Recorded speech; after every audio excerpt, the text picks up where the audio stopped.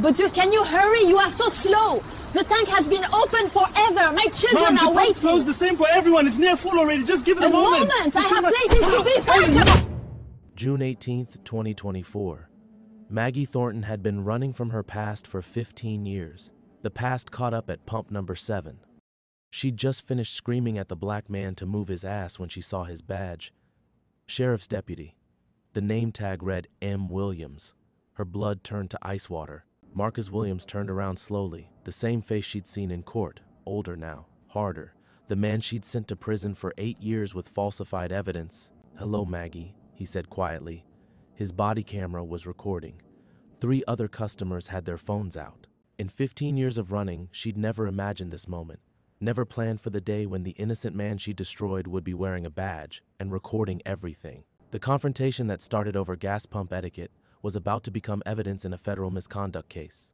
Before we jump back in, tell us where you're tuning in from, and if this story touches you, make sure you're subscribed, because tomorrow I've saved something extra special for you. The silence stretched between them like a taut wire ready to snap. Maggie's mouth went dry as she stared at the badge clipped to Marcus Williams's belt. The same man whose life she'd obliterated with perjured testimony and buried evidence 15 years ago. The same man who'd maintained his innocence through 8 years of incarceration while she climbed the federal prosecutor ladder. Now he wore the uniform of the law she'd once perverted. "You don't remember me, do you?" Marcus's voice was steady, almost conversational, but his dark eyes held something she recognized from the courtroom, the look of a man who'd been betrayed by the system he'd trusted. The humid Atlanta air pressed against her skin like a wet shroud. Other customers at the Shell station had stopped their business entirely, sensing the electricity crackling between them. A teenager in a Honda Civic held his phone higher, making sure to capture both their faces. Maggie's voice cracked. She cleared her throat, trying to summon the composure that had made her legendary in federal court. "I'm not sure what you mean." Marcus stepped closer, his hand resting casually near his radio. The body camera mounted on his chest was a black eye staring directly at her. "Margaret Thornton, Assistant U.S. Attorney for the Northern District of Georgia. You prosecuted me for the armed robbery of Westside Liquor in 2009. His lips curved into something that wasn't quite a smile. "Ring any bells?" The ground seemed to shift beneath her feet. This couldn't be happening. Not here, not now. She'd built an entire new identity in suburban Brookhaven. Successful real estate agent, member of the country club, respected community volunteer. Her clients trusted her. Her colleagues had no idea about her past life or why she'd really left the prosecutor's office. She forced herself to breathe. "That was a long time ago. I handled hundreds of cases. Not like mine." Marcus's voice dropped lower, and she caught a glimpse of the man who'd spent 8 years among Georgia's most dangerous criminals. "See, I was innocent, Miss Thornton. Completely innocent. Had alibis, witnesses, even surveillance footage that would have cleared me." He paused, letting the words sink in. "Funny how none of that made it to my defense attorney." A bead of sweat trickled down Maggie's spine despite the air conditioning from the convenience store. She could feel the other customers watching, recording, judging. In the distance, she heard the faint wail of sirens. Someone had called the police about the disturbance. "I think there's been a misunderstanding," she said, her voice gaining strength. "Fall back on legal training. Deny everything. I'm sure you're confusing me with someone else." Marcus laughed, a sound devoid of humor. "Oh, I'd never confuse you. You see, I had 8 years in Hayes State Prison to memorize every detail of your face. 8 years to think about what you stole from me." He gestured toward the body camera. "But now I'm thinking maybe it's time for some justice. Real justice." The sirens were getting closer. Maggie's hands trembled as she clutched her leather purse, the Hermes bag that had cost more than most people made in a month. Bought with commissions from selling luxury homes to families who'd never suspect their agent was a disgraced prosecutor. "You can't prove anything," she whispered, hating how desperate she sounded. "Can I?" Marcus tilted his head. "See, the funny thing about serving time for a crime you didn't commit, it gives you a lot of motivation to learn about the law, about evidence preservation requirements, about prosecutorial misconduct statutes." His smile turned predatory. "About how there's no statute of limitations on federal civil rights violations." The first patrol car pulled into the gas station, its blue lights painting everything in harsh, intermittent flashes. Maggie recognized the officer who stepped out. Young, eager, the type who'd take body camera footage seriously. The type who'd ask questions. "Deputy Williams," the officer called out. "Everything all right here?" Marcus never took his eyes off Maggie, just having a conversation with an old friend, Officer Chen. "Miss Thornton here was just telling me how impatient she gets when people move too slowly for her liking." Chen approached cautiously, his own camera recording. "Ma'am, we received reports of a disturbance." Maggie felt the walls closing in. Every word she spoke now would be preserved forever, dissected by lawyers, played in courtrooms. The life she'd carefully constructed was crumbling in real time, and all because she couldn't control her temper at a gas station. "There's no problem here," she managed. "I was just..." "Just what?" Marcus interrupted. "Just telling a black man to move his ass? Just assuming you had more right to be here than I did?" He turned to Officer Chen. "Miss Thornton here seems to have a problem with how I do my job. Both jobs, actually." The teenager with the Honda was still recording. 2 more customers had joined him. By tomorrow, this would be all over social media. By next week, it could be national news. And somewhere in those recordings was enough truth to destroy everything she'd spent 15 years building. The past had finally caught up with Margaret Thornton. The flashing blue lights transformed the gas station into a surreal theater, casting everything in stark relief against the gathering dusk. Maggie felt exposed under the harsh illumination, as if every secret she'd buried was suddenly visible on her skin. The acrid smell of gasoline mixed with the summer heat created a nauseating cocktail that made her stomach clench. Officer Chen's radio crackled to life, dispatching units to other calls across the county.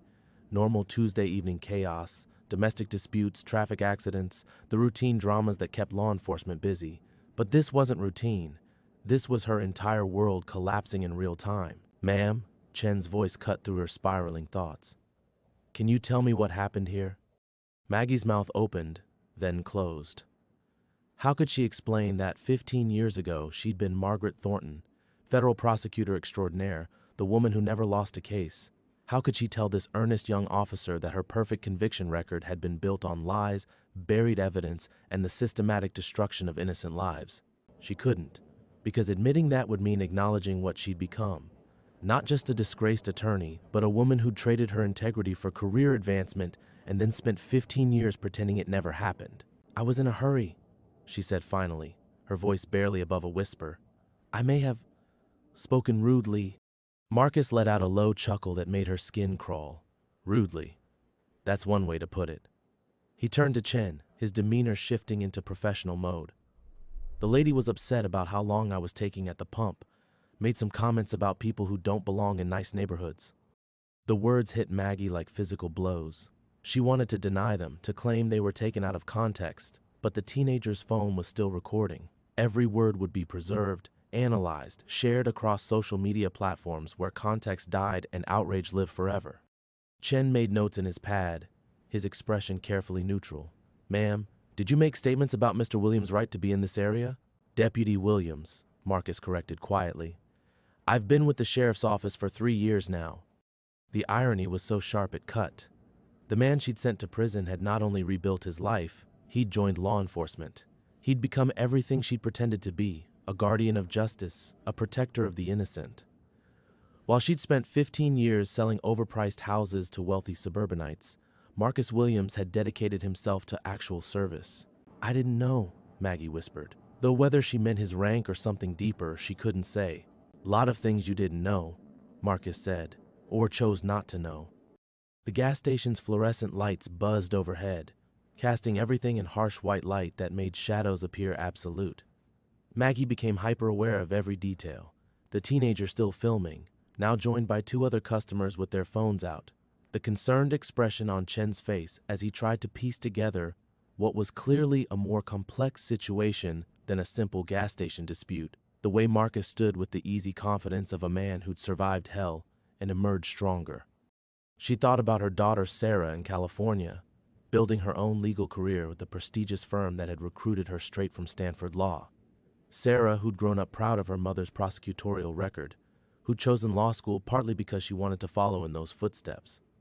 What would she think when this footage went viral? When reporters started digging into Margaret Thornton's past? She thought about her townhouse in Brookhaven with its carefully curated interior.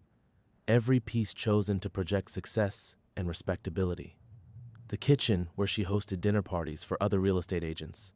The living room where potential clients sipped wine, while she assured them she could handle any complications that arose during their transactions. All of it built on the foundation of her carefully constructed new identity.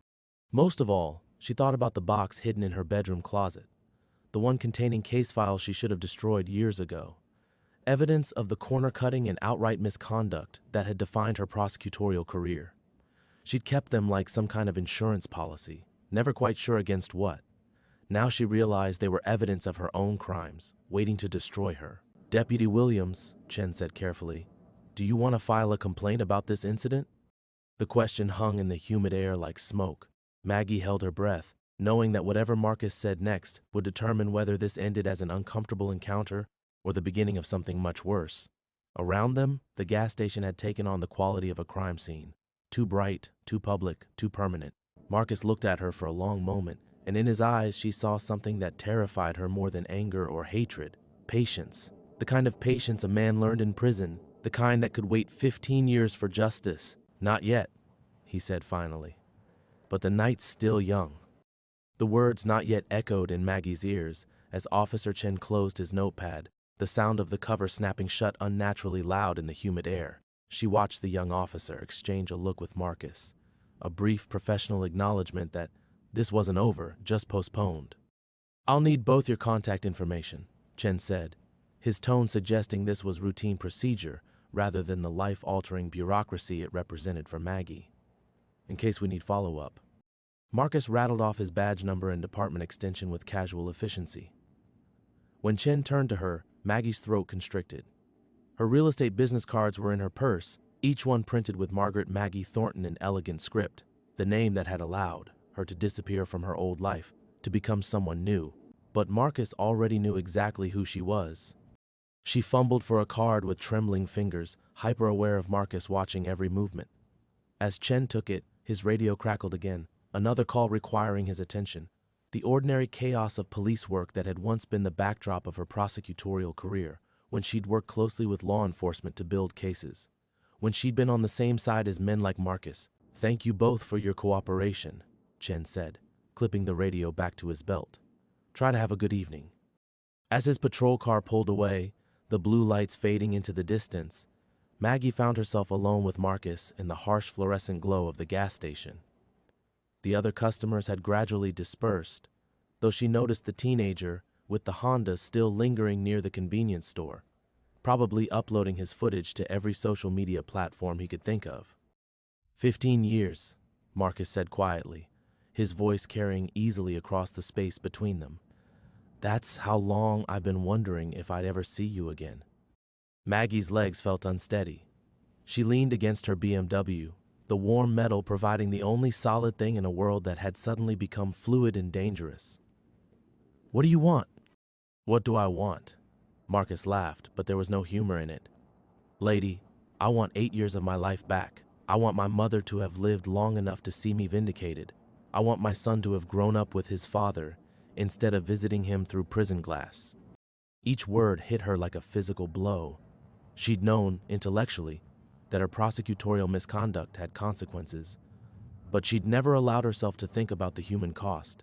The families destroyed, the lives derailed, the ripple effects that spread outward like cracks in glass.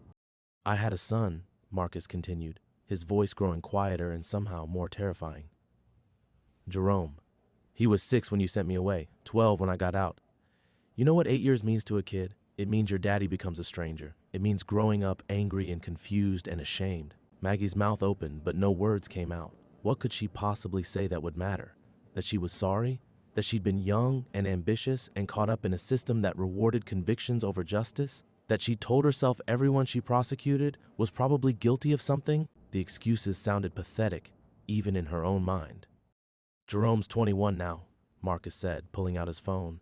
With deliberate slowness, he scrolled through photos, then turned the screen toward her. "Graduated from Georgia Tech last month. Computer engineering, full scholarship." The young man in the photo had Marcus's strong jawline and intelligent eyes. He was smiling, arm around a girl in a cap and gown, the picture of young achievement and possibility. Everything his father should have been able to witness and celebrate. "He did that without me," Marcus said, pocketing the phone. Made something of himself despite what you took from us. But I missed it all. First steps, first words, Little League, high school graduation. All of it gone because you needed another conviction on your record. The weight of his words settled on Maggie like a physical presence. She thought about her own daughter, about every milestone she'd celebrated, every moment of pride and joy that came with watching Sarah grow into the accomplished woman she'd become. The idea of losing all of that, of having it stolen by someone else's ambition, was unbearable. The evidence, she whispered. How did you find out about what you buried? Marcus's smile was sharp as broken glass. Prison gives you time to think, time to file appeals, time to make friends with jailhouse lawyers who know how to dig. He stepped closer, and she could smell his cologne, something clean and expensive that spoke of a life rebuilt from ashes. Time to request files under the Freedom of Information Act. The blood drained from Maggie's face. FOIA requests, public records, digital trails that couldn't be erased or buried in courthouse basements. Her past hadn't just found her, it had been hunting her all along. The revelation about FOIA requests hit Maggie like ice water in her veins. She gripped the BMW's door handle so tightly her knuckles went white, the metal cutting into her palm. Around them, the gas station hummed with ordinary evening activity, customers coming and going, the soft ding of the convenience store door, the mechanical whir of credit card readers. Normal life continuing while hers disintegrated.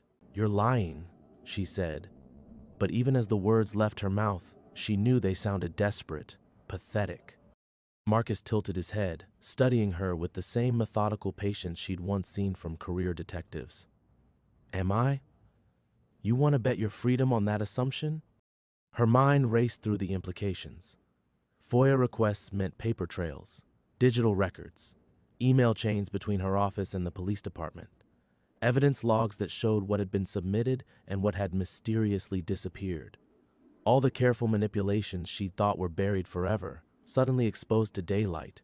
"Even if you found something," she said, her voice steadier than she felt, "the statute of limitations doesn't apply to federal civil rights violations," Marcus finished. "Amazing what you learn in prison law libraries. Amazing who you meet in there. Jailhouse lawyers who've spent decades fighting wrongful convictions, men who know exactly how prosecutors like you operate." The teenager by the convenience store had finally left, but Maggie noticed an older woman near the air pump openly staring at them, her phone held at an angle that suggested she was recording. How many videos would surface by morning? How many different angles of her destruction? "I need to go," Maggie said, fumbling for her car keys. The simple act of fishing them from her purse seemed impossibly complex, her hands shaking like an addict in withdrawal. "Of course you do." Marcus's voice followed her as she moved toward the driver's door. "Running away, just like you did 15 years ago when the internal affairs investigation started getting too close." She froze, one hand on the door handle. Internal affairs. How could he possibly know about that? The investigation had been buried so deep that even her closest colleagues never learned the details. She'd resigned quietly, citing family reasons and a desire for a career change. The U.S. Attorney's Office had been happy to let her disappear, rather than face the scandal of a systematic misconduct investigation. "That's right," Marcus said, reading her expression. "I know about Detective Morrison too, about how he started asking questions about missing evidence files, about the anonymous tip that ended his career right before he could expose you." Detective Morrison. Maggie hadn't thought about him in years, had successfully pushed the memory of his drawn, defeated face from her mind. He'd been close, too close, to connecting the dots between her conviction record and the pattern of disappeared, exonerating evidence, until someone had planted cocaine in his patrol car during a routine inspection. Someone. As if she didn't know exactly who had made those phone calls, who had orchestrated his destruction to protect her own career. "You don't understand," she said, the words spilling out before she could stop them. "The pressure, the expectations." "I understand perfectly." Marcus stepped closer, his voice dropping to barely above a whisper. "You understand that innocent black men were acceptable casualties for your ambition. You understand that destroying lives was a fair trade for career advancement." His eyes held hers, unflinching. "What you don't understand is that some of us survived, some of us rebuilt, and some of us never forgot." A patrol car drove slowly past the gas station, not stopping, just making rounds, but Maggie flinched as if it had come for her specifically. The paranoia was already setting in, the constant looking over her shoulder that she remembered from those final weeks at the prosecutor's office. When every phone call could be internal affairs, every meeting could be the one where they finally had enough evidence to destroy her. "What do you want from me?" she asked again, but this time the question carried different weight. Not defiance, but negotiation. The first crack in her armor. Marcus smiled, and for the first time, it reached his eyes. "Now that's the right question. See, revenge is easy. I could have you arrested tomorrow. Federal prosecutors love cases involving corrupt former prosecutors. Great headlines, easy convictions. Your daughter Sarah would read about it in the legal news. Your real estate clients would see your mugshot on the evening news." Each scenario hit her like a physical blow. Sarah, her clients, the carefully constructed life that would crumble the moment her real identity became public knowledge. "But revenge doesn't get me those 8 years back," Marcus continued. "Doesn't give me my son's childhood. Doesn't bring back my mother." He paused, letting the silence stretch between them. "So maybe we need to talk about something more productive." The word hung in the humid air like a threat wrapped in possibility.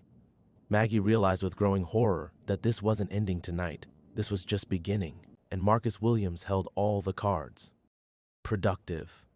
The word echoed in Maggie's mind as she stared at Marcus across the gas station's fluorescent-lit concrete. Around them, the ordinary Tuesday evening continued. Cars pulling in for fuel, the distant hum of traffic on Peachtree Road, the mechanical beep of payment terminals.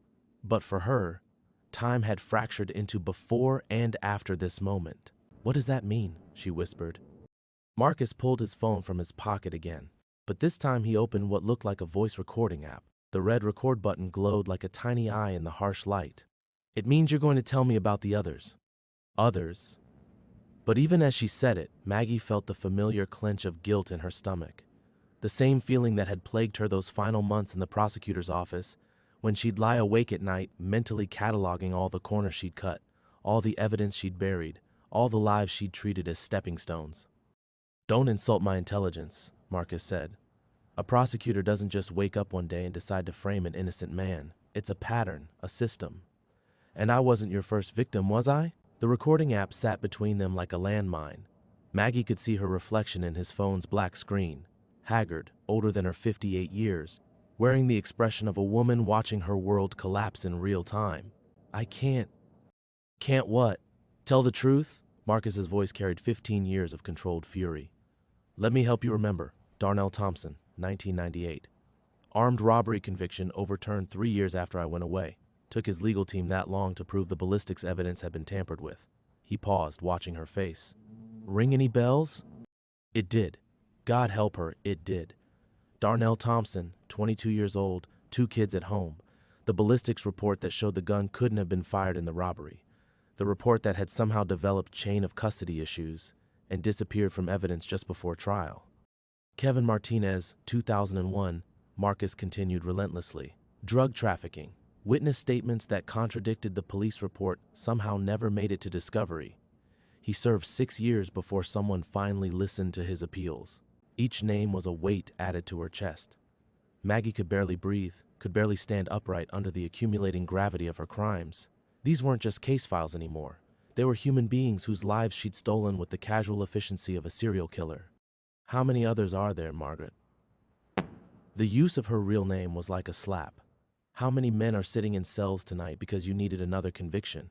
How many families destroyed so you could make deputy U.S. attorney before 35? The teenager with the Honda was gone, but the woman by the air pump was still recording. Maggie could see her in her peripheral vision, phone held steady, capturing every moment of this public disintegration. By morning, this would be everywhere. Her carefully constructed, new identity would crumble like paper in rain. "I need to call my lawyer," she said, the words automatic. Marcus laughed, a sound devoid of warmth. "Your lawyer? Lady, your lawyer can't help you now. See, I've been preparing for this conversation for 3 years, ever since I pinned on this badge." He gestured to his sheriff's deputy uniform. "Ever since I swore an oath to protect and serve, an oath that means something to me." The irony cut deep. The man she'd falsely imprisoned had become everything she'd pretended to be. While she'd spent 15 years selling real estate and attending charity galas, Marcus Williams had dedicated his life to actual justice. 3 years. she repeated numbly. 3 years of building cases. 3 years of connecting with other wrongfully convicted men. 3 years of gathering evidence, testimony, documentation. His voice grew quieter, more dangerous. Did you know there's a whole network of us now? Men you helped destroy who've rebuilt their lives. Some of them are lawyers now, some are activists, some are cops like me. The scope of what he was describing hit her like a physical blow. Not just Marcus, but a coordinated effort. Multiple victims working together, sharing information, building an ironclad case against her. All while she'd been living her comfortable suburban life, convinced her past was safely buried. "What do you want?" she asked again, but now the question carried the weight of complete surrender. Marcus held up his phone, the recording app still glowing red. "I want you to confess, all of it. Every case you fixed, every piece of evidence you buried, every life you destroyed.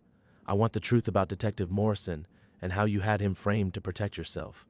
The world tilted sideways. A full confession would mean federal prison. It would mean the complete destruction of everything she'd built, everyone she loved. Sarah would see her mother revealed as a monster. Her clients, her friends, her entire carefully constructed world would learn that Margaret Thornton was a criminal who'd spent 15 years hiding from justice. But the alternative was watching Marcus destroy her piece by piece, case by case, victim by victim. Either way, her life as she knew it was over. The only question now was whether she would retain any dignity in its ending. Maggie stared at the glowing red light on Marcus's phone, her mind racing through impossible calculations. Prison sentences, federal guidelines, her daughter's reaction, the mathematics of confession versus continued denial. But as her thoughts churned, one detail from his demands snagged like a fishhook in her memory. "Detective Morrison," she said slowly. "You said I had him framed." "That's right." Marcus's voice carried the satisfaction of a man who'd finally cornered his prey. "Anonymous tip about drugs in his patrol car. Came right when he was getting close to exposing your evidence tampering. Convenient timing." Something cold unfurled in Maggie's chest. She remembered those final weeks at the prosecutor's office with crystalline clarity. The late-night phone calls, the whispered conversations, the growing panic as Morrison's investigation threatened to expose everything. But she also remembered something else, something that had never quite made sense. "I didn't make that call," she said. Marcus's expression didn't change. "Of course you didn't. You probably had someone else." "No." The word came out sharper than she'd intended. "I mean, I literally didn't make that call. I couldn't have. I was in Chicago that entire week, deposing witnesses for the Henley case." The memory crystallized with startling clarity. "I remember because my flight got delayed and I missed my daughter's school play. Morrison's arrest happened while I was stuck in O'Hare." For the first time since this nightmare began, uncertainty flickered across Marcus's features. "You're lying." "Check the records." Maggie's voice grew stronger, fueled by the first truth she'd spoken in this entire conversation. "Hotel receipts, airline records, court documents. I was in Chicago from March 15th through March 22nd, 2003. Morrison was arrested March 19th. The recording app continued its steady documentation, capturing this moment of doubt. Marcus lowered his phone slightly, his prosecutor's confidence wavering for the first time. "If you didn't destroy Morrison," he said slowly, "then who did?" The question hung between them like a revelation neither had expected. Maggie's mind raced backward through those final chaotic months. Morrison's investigation, her growing panic, the conversations with her supervisor, Deputy U.S. Attorney Patricia Chen, no relation to the patrol officer who'd just left them. Patricia, who'd seemed so supportive, so understanding of the pressure Maggie was under. Patricia, who'd been in Atlanta that entire week. "Oh God," Maggie whispered, the pieces suddenly snapping into focus with horrifying clarity. She was protecting herself. "What?" Marcus stepped closer, his earlier certainty crumbling. "Who was protecting herself?" "Patricia Chen, my supervisor." The words tumbled out as 15 years of carefully buried memories surfaced. She signed off on every warrant request, every evidence submission. Morrison wasn't just investigating me, he was investigating the entire unit. Maggie looked up at Marcus, seeing her own shock reflected in his eyes. "I thought I was so clever, so careful, but I was never the one in charge. I was just the scapegoat." The gas station's fluorescent lights hummed overhead as the implications settled between them. Marcus had spent 15 years, 3 of them actively planning this confrontation, believing he'd found the architect of his destruction. Instead, he'd found another victim.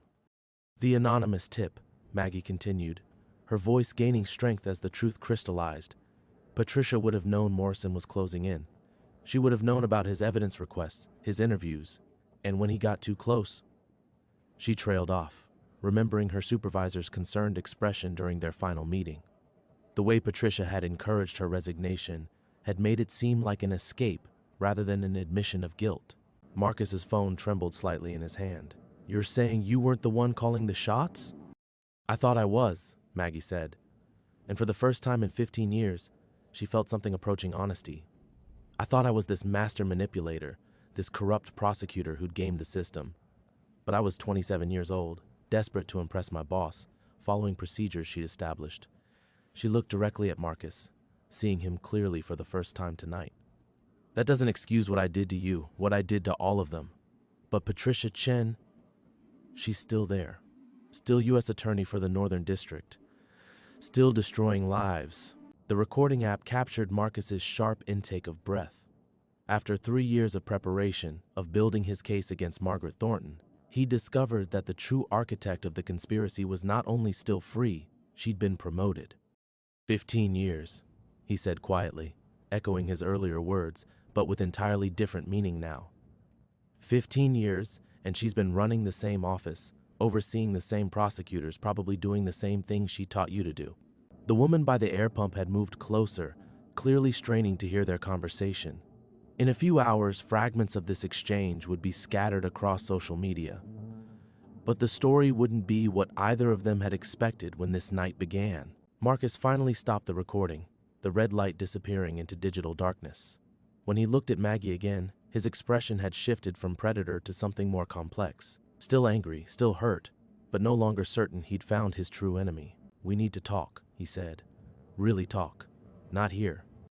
Maggie's first instinct was to refuse. Every survival instinct screamed against following this man anywhere, against extending this nightmare beyond the harsh fluorescent safety of the gas station. But as she watched Marcus pocket his phone, as she saw the uncertainty warring with determination in his eyes, she realized that running was no longer an option. The truth they'd stumbled upon, the revelation about Patricia Chen, had shifted the ground beneath them both. "Where?" she asked, surprised by the steadiness of her own voice.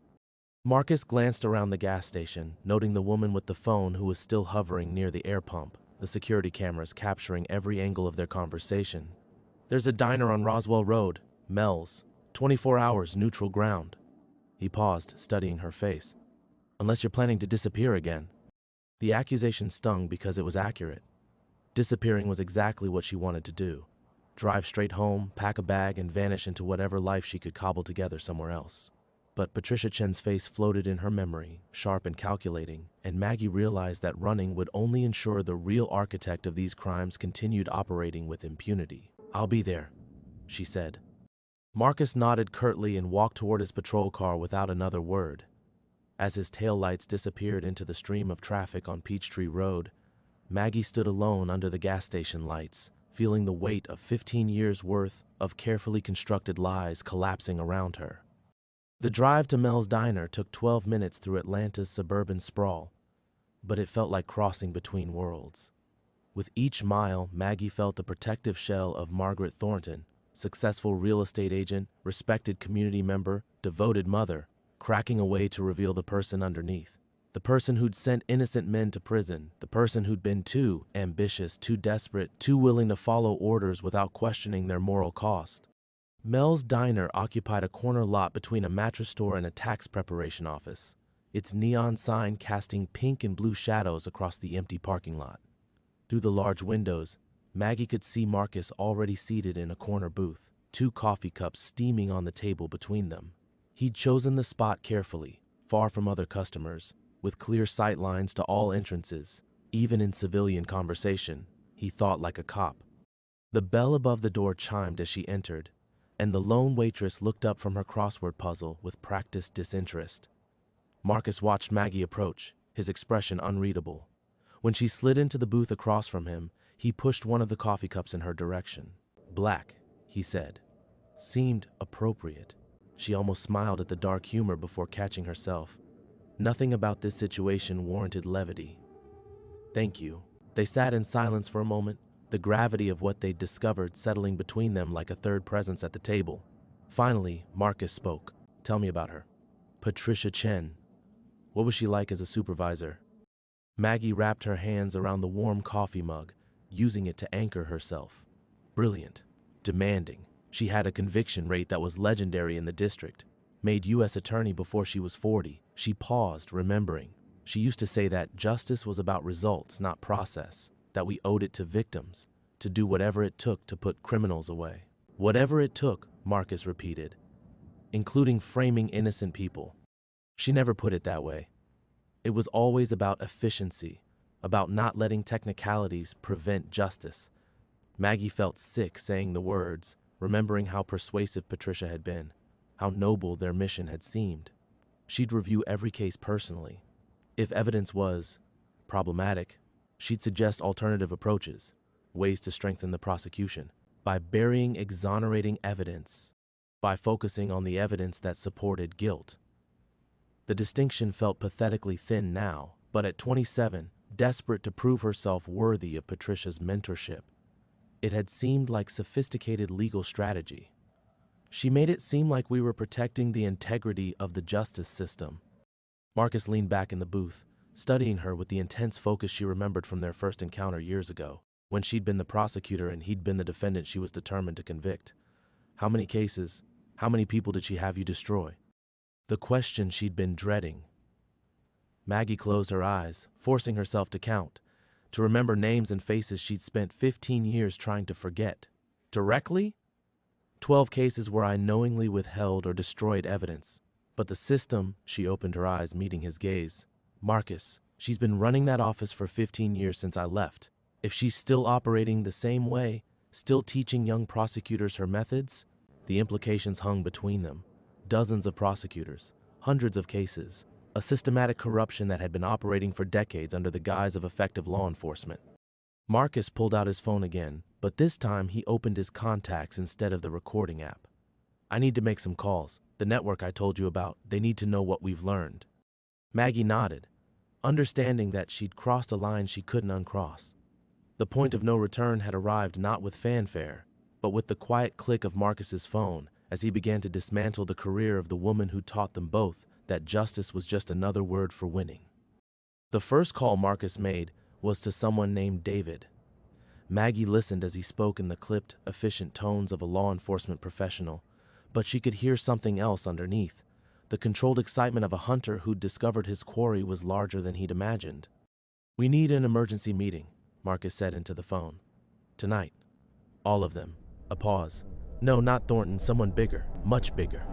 As he spoke, Maggie's phone buzzed with a text from Sarah. Mom, where are you? Called 3 times. The normalcy of it, her daughter's concern, the assumption that her mother was simply running late from showing a house, felt surreal against the backdrop of conspiracy and corruption spreading across the diner table. Marcus ended the call and immediately dialed another number. This time, his voice carried more weight, more authority. Professor Williams? It's Marcus. We need to activate the documentation protocol. Yes, tonight. Each call was a thread in a web Maggie was only beginning to understand. While she'd spent 15 years in exile believing her crimes were isolated incidents of personal weakness, Marcus and others like him had been building something, a network, a case, a reckoning 15 years in the making. How many of you are there? She asked when he finished the second call. 43 verified wrongful convictions from the Northern District between 1995 and 2008, Marcus replied without hesitation. 14 of us are out of prison. 3 became lawyers, 2 are cops now, 1's a federal judge. His smile held no warmth. Turns out getting railroaded by the justice system motivates some people to actually understand how it's supposed to work. The number hit her like a physical blow. 43 lives destroyed, families shattered, years stolen that could never be returned, and all of it flowing from Patricia Chen's office, from her philosophy that results mattered more than truth. The federal judge, Maggie said slowly. Does he know about Patricia? She knows, Marcus corrected. Judge Angela Morrison, Detective Morrison's daughter. The coffee turned to ash in Maggie's mouth. Detective Morrison, The man whose investigation had threatened to expose everything, who'd been destroyed by an anonymous tip, had a daughter who'd become a federal judge. The symmetry was devastating and perfect. "She's been waiting 15 years for this evidence," Marcus continued, pulling out a tablet and opening what looked like a legal document. "Constitutional violations, conspiracy to deprive civil rights under color of law, RICO violations if we can prove the systematic nature of the corruption." He looked up at her. "We can prove it now, with your testimony." Maggie stared at the tablet screen, seeing her own destruction laid out in legal terminology. But underneath her terror, something else was stirring, a memory of why she'd become a prosecutor in the first place, before ambition and Patricia Chen's poisonous mentorship had corrupted her purpose. She'd wanted to seek justice, real justice. "If I testify," she said, her voice barely above a whisper, "I go to prison." Probably. Marcus's honesty was brutal but not unkind. 15 years too late, but yes, federal conspiracy charges carry serious time. "My daughter, we'll find out her mother was a criminal who helped send innocent people to prison." Marcus leaned forward, his intensity filling the space between them. "But she'll also find out that her mother finally chose to do the right thing, that when it mattered most, Margaret Thornton told the truth." The choice crystallized before her with stark clarity. She could walk away from this diner, disappear into whatever anonymity she could create, and let Patricia Chen continue destroying lives. Or she could stay and face the consequences of crimes committed 15 years ago by a woman desperate to prove herself worthy of a monster's approval. Outside the diner windows, Atlanta's suburban landscape stretched endlessly. Strip malls and subdivisions where people lived normal lives, where mothers came home from work to help with homework and worry about mortgage payments. The life she'd built for herself and Sarah in this anonymous sprawl had been purchased with other people's suffering. "There's something else," Marcus said, and she could hear reluctance in his voice. "About your daughter." Maggie's blood turned to ice. "What about Sarah?" "She applied for an internship at the U.S. Attorney's office, Patricia Chen's office." Marcus met her eyes across the table. "She starts next month." The final piece of the puzzle clicked into place with devastating clarity. Sarah, brilliant and idealistic, following in her mother's footsteps toward the same office where it all began. How long before Patricia recognized the name Thornton? How long before Sarah became another young prosecutor learning that justice was about winning at any cost? "I have to stop this," Maggie whispered, and felt something break open inside her chest. 15 years of carefully maintained walls collapsing all at once. "I have to stop her." Marcus nodded, understanding that the decision had been made. He placed the tablet in front of her, the federal complaint waiting for her signature. "Then let's bring her down." Maggie's signature on the federal complaint was surprisingly steady. Her hand didn't shake as she wrote Margaret Elizabeth Thornton in careful script across the bottom of the page. 15 years of running had ended with the scratch of pen on paper in a fluorescent-lit diner at 11:47 p.m. on a Tuesday that had begun like any other. Marcus closed the tablet and slipped it into his jacket pocket. The gesture felt ceremonial, final. "It's done," he said quietly. They sat in silence after that, two people who had destroyed each other's lives, now bound together by the promise of destroying someone else's. The waitress refilled their coffee cups without being asked, her crossword puzzle forgotten as she watched them with the curious attention of someone sensing drama without understanding its scope. "What happens now?" Maggie asked. "Judge Morrison will review the complaint tonight. If she finds probable cause, and she will, federal marshals will arrest Patricia Chen tomorrow morning." Marcus stirred sugar into his fresh coffee with mechanical precision. "The media will call it the largest prosecutorial misconduct case in Georgia history." Maggie nodded, imagining the news vans outside the federal building, the reporters who would dissect every case Patricia had touched. Her own name would be mentioned prominently, the whistleblower whose testimony had brought down a corrupt U.S. attorney. They wouldn't lead with her crimes. That would come later during her own trial. "I need to tell Sarah before she sees it on the news," Maggie said. "You have maybe 8 hours. 8 hours to explain 15 years of lies to the daughter who thought her mother sold houses for a living. 8 hours to prepare a brilliant young woman for the discovery that her role model was a criminal who had finally, belatedly, chosen truth over self-preservation." They left the diner separately, Marcus first, then Maggie 10 minutes later. The parking lot was empty except for their 2 cars and the waitress's Honda, and the March air carried the smell of rain that wouldn't come. Maggie sat in her BMW for a long time before starting the engine, staring at the neon sign that spelled out Mel's in letters, half of which had burned out years ago. The drive home took her through neighborhoods where people slept peacefully in houses she'd helped them buy, past the Starbucks where she'd celebrated closing deals with clients who trusted Margaret Thornton's expertise and integrity. In 12 hours, that woman would cease to exist.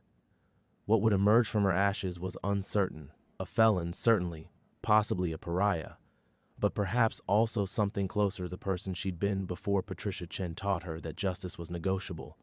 Sarah was asleep when Maggie got home, her textbooks scattered across her desk in the careful chaos of a pre-law student cramming for finals.